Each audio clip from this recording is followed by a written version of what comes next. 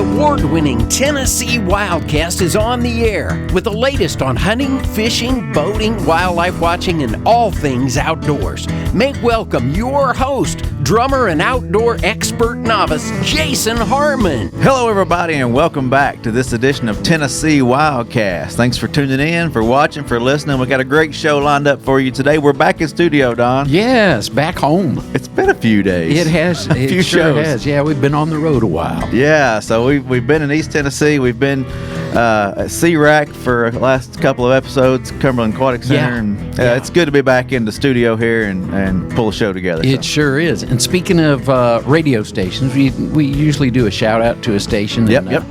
And this week, WMC 790, ESPN 790, we follow Larry Ray there on Saturday mornings, and the new time is going to be 10:30, so you can sleep in the Memphis area and still catch the show. Awesome. Yeah. I think that'll be a good time slot. I think so, too.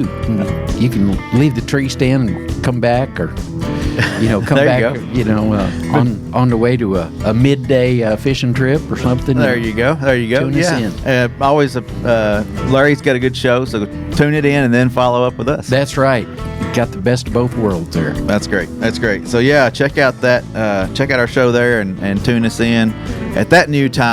And always remember, you can find us on social media. Yes. We're out there. You can tune us in on Apple Podcast, iHeart's Podcast, Spotify. We're on most of the podcasting platforms. You can find us everywhere. Yeah, we're everywhere. So we do appreciate our radio partners and our few TV partners we have. So yes. That's great. Today it's all about fishing. We're going to be talking about everything from high school to youth to habitat improvements and work going on the water, and a lot of this is headed up because of what Jake Davis does for us. That's right. He had a special recognition recently at the commission meeting. He did. Very impressive. Very impressive. So we thought, let's get him in the studio. Yeah, so Jake, thanks for being with us. Hey, it's a pleasure to drive up and coming to finally get to be in the studio or see what's going on. I watch you guys on Facebook and awesome. YouTube and all that stuff all the time, and it's just a terrific show to be on. I didn't know we had a big fan in the house. All That's right. great. Oh, yeah. You've been sending the link, David? He knows the link. Jake knows as much about TWRA as anybody does. Well, we also have David in the house today, David Lowrie. He's our R3 Outreach Program Coordinator for the agency, and also has a lot to do with the Tennessee High School Bass Nation fishing and youth fishing. And well, I get to take credit. I am the state director for that, but I get to take credit that I'm the one that brought Jake Davis into all this. They drafted me to run the high school program, and I said, I'm only doing it if I can bring in a committee. And I said, the first guy I'm bringing in on the committee is the guy that's going to look at me and say, hey, you big idiot, don't do that. Yeah. And the guy I know that'll It work happens very a hard. lot. You believe it or not. No. So, well, just the short time y'all been bickering back and forth here, I know it's got to be fun working with you guys. You got to be around for some of the conversations that when Facebook Live's not running, and Dave and I, we got to go behind a trailer for a minute. or just the phone calls late in the evening when we're bothered by something. But no, Jake's been a godsend to the program, to me personally. It goes all the way back to when I first started tournament fishing with my kid, which is why I started. Jake taught me a lot of things in the very beginning, and he did a whole lot of teaching to my son, Hank, which is why I ever got into any of this. Yeah. I would put Hank in the boat with Jake where he could actually learn things about tournament fishing instead of trying to figure out what Daddy's technique is with that old plastic worm he used in the pond.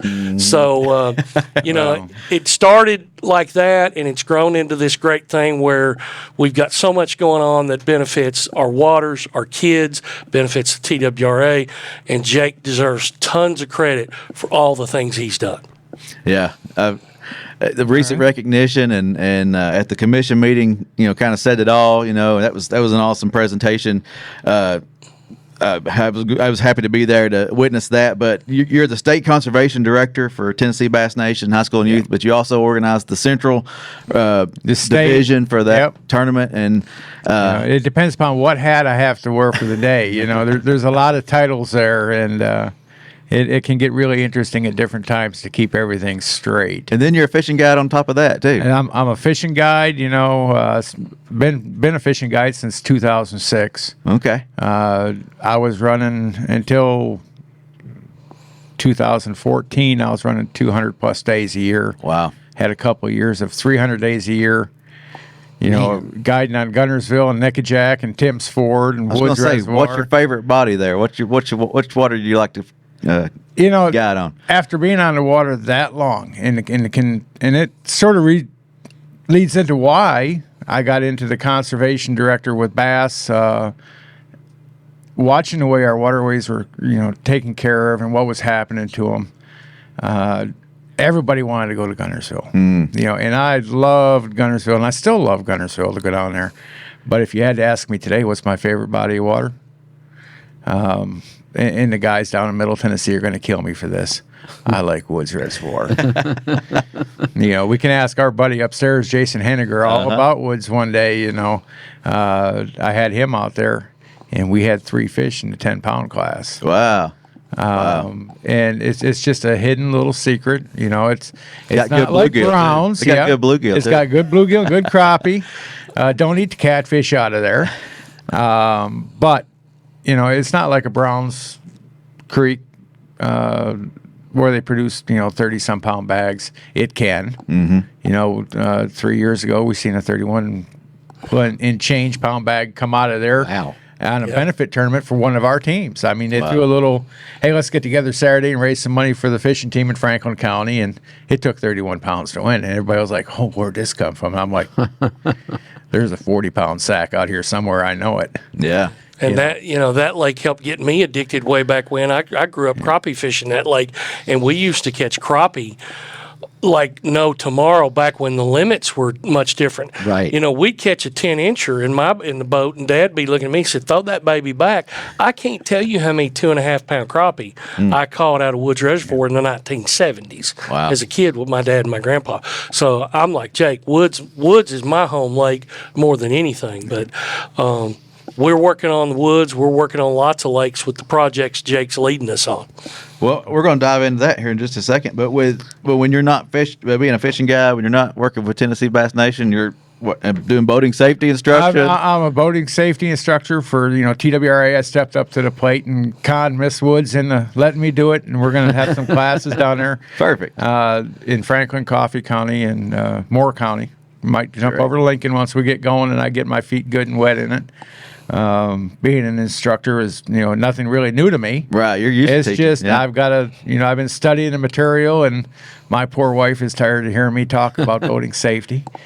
So, because she's my sounding board and listening board, while I go through the material. Because one of the things, I take pride in representing properly, whether it's Bass, Bassmaster, Tennessee Bass Nation. And in that, I've got the privilege of, I'll be out there representing TWRA. Yeah. Unofficially, officially, I'm an instructor, and I want to present that proper image for them. And it is mandatory.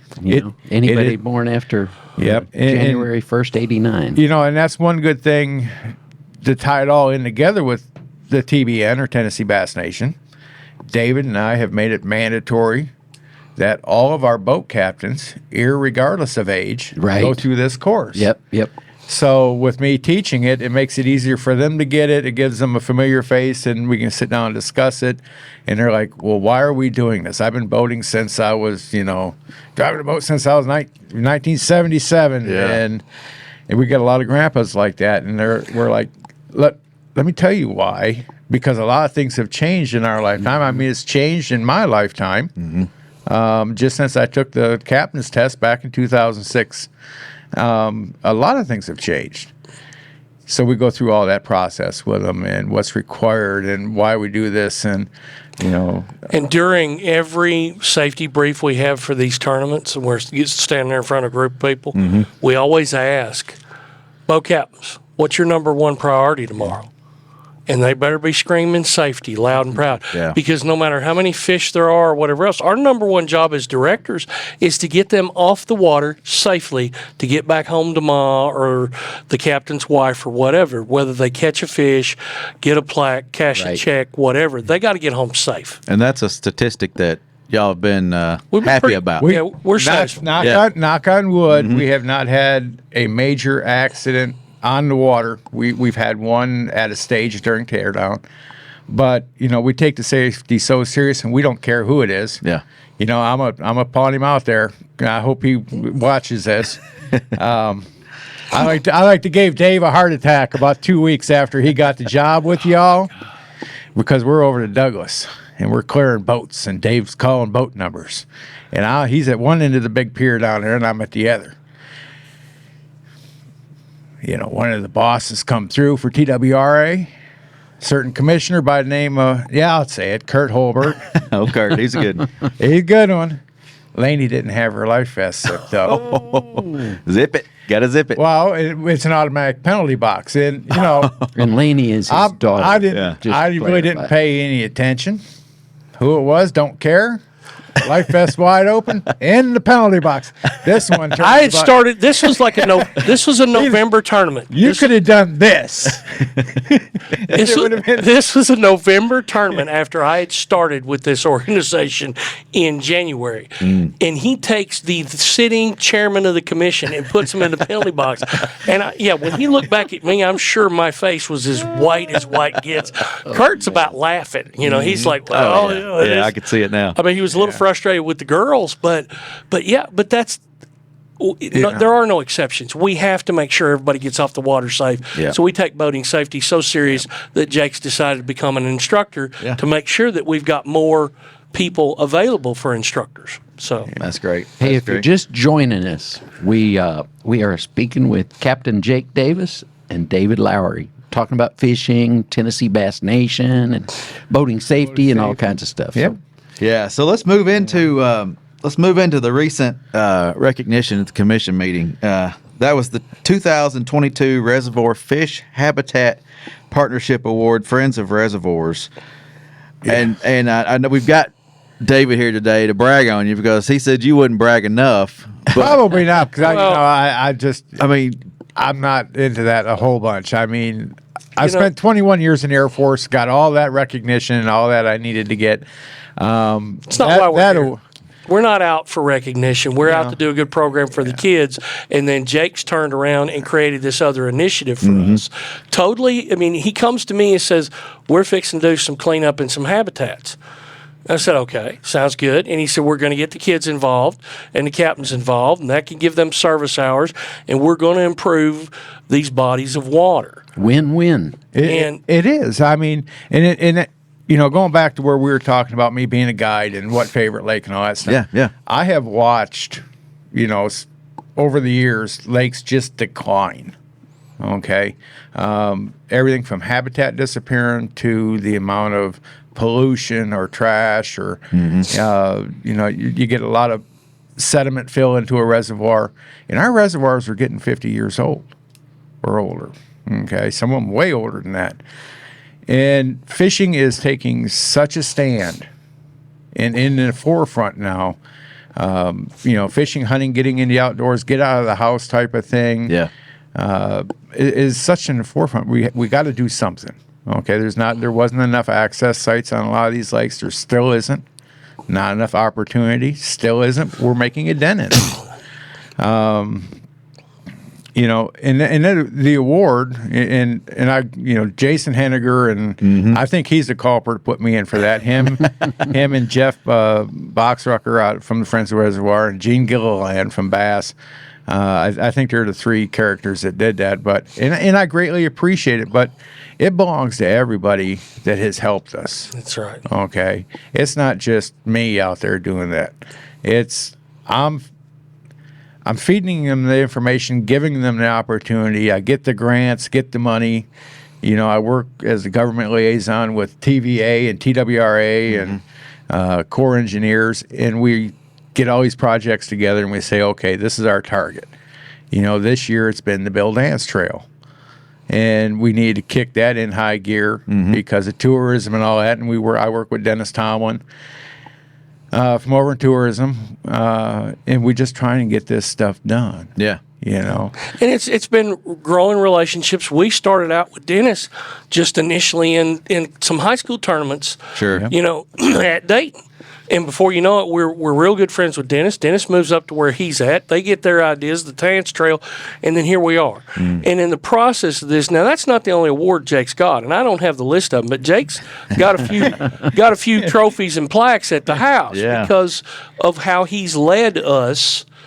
And trust me, when you go to one of these events, I just gave you some photos and stuff of Priest when we did that a couple 2-3 weeks ago, where over 21,000 pounds was picked up of garbage out of Priest. Man, and trust me, Jake was as dirty as any one of those kids, and it was kind of raining that day. They all were filthy, but 21,000 pounds of garbage came out of that water.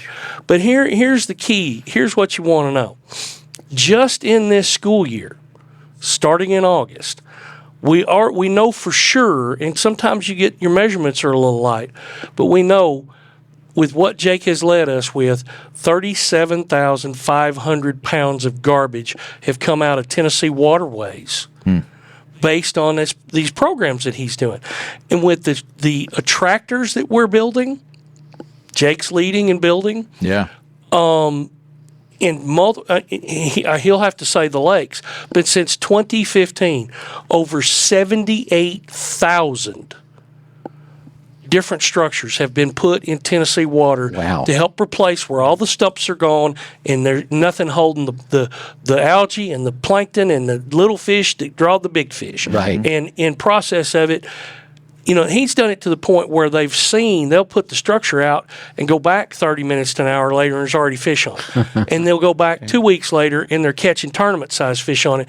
He knows about where they put stuff in and, you know, the catch, the bag size of the tournament is increasing. Going up, Jake's done, he's done so much. You know, and, you know, Dave talks about all that stuff, and I don't want to leave TWRA out of this because y'all have played a vital part in all of this. Okay, Jason Henniger and Frank upstairs. You know, when Frank was chief of fishes, and now he's moved on to the dark side of the house.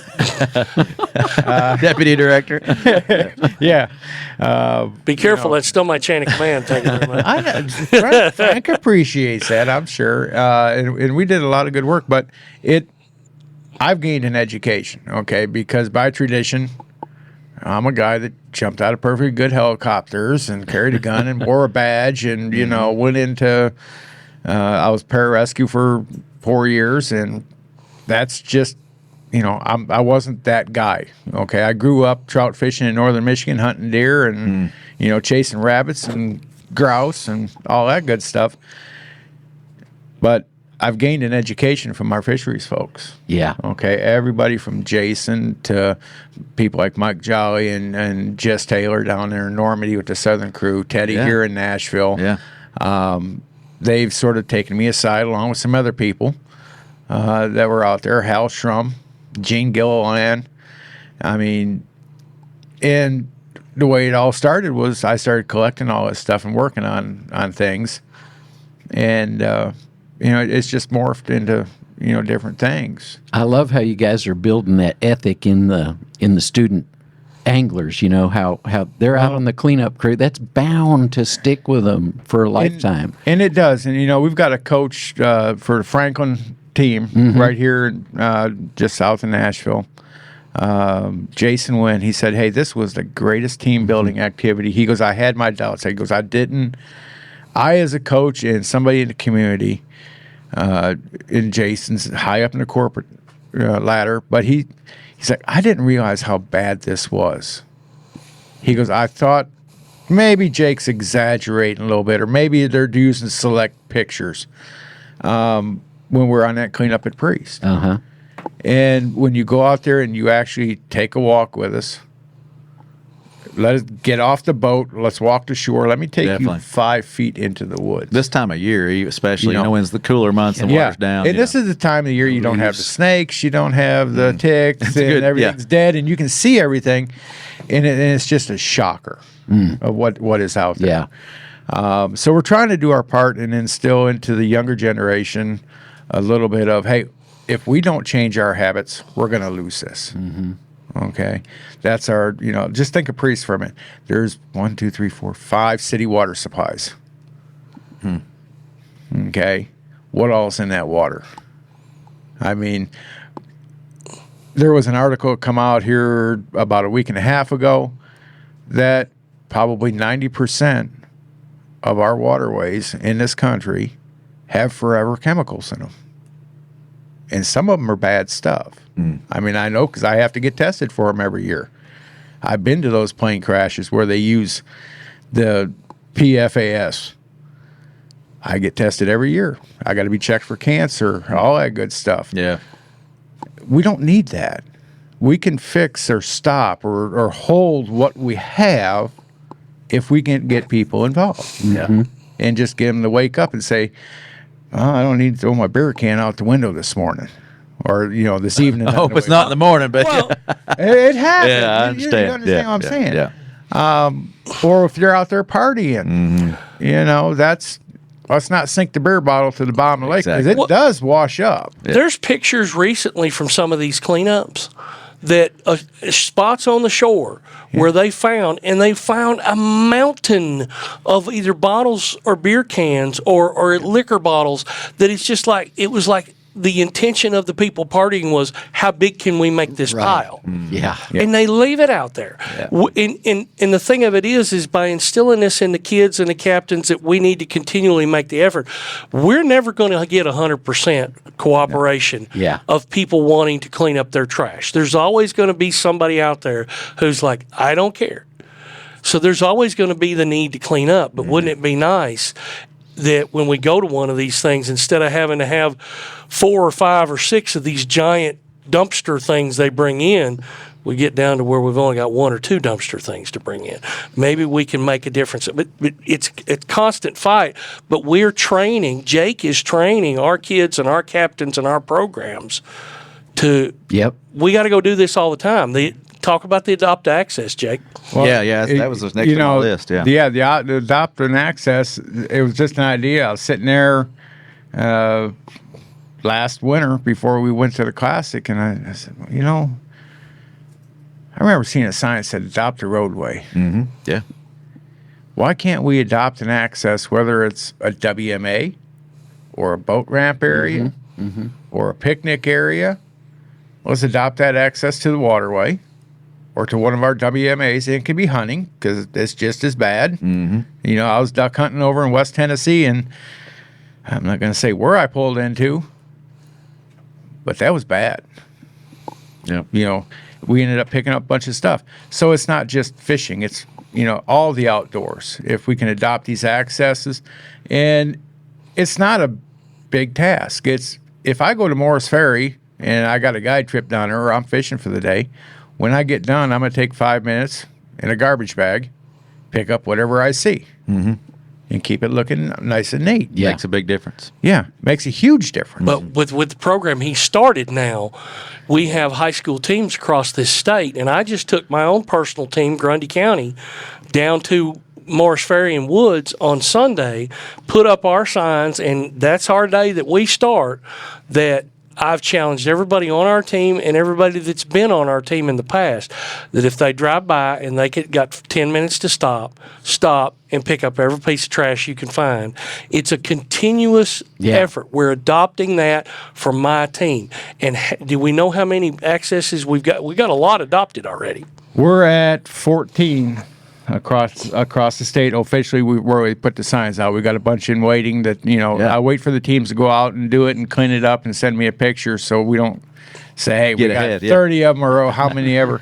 And that's just one of the programs we're trying to do to where we're not trying to get it all done. Because, we got this winter break, but there's things we can do. Yeah, I think that's great because, we get calls now and then that says, why is the trash cans overflowing at these different boat ramps? Sometimes it's not our responsibility, but it's everybody's responsibility to jump in there when they can and help out. And I think this is great. And I tell you what is great, our officers or the TWRA officers, the LEOs out there, they take it serious.